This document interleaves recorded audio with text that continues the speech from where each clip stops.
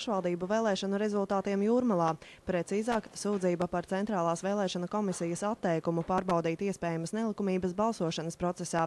Sūdzību iesnieguši uzreiz vairāki Jūrmalas domas deputātu kandidāti – Ģirds Trencis, Inese Aizstrauta, Jānis Kuzins un Māris Mežapuķe. Viņi gan paši uz tiesas sēdi nebija ieradušies. Deputātu kandidātus pārstāvēja advokāti.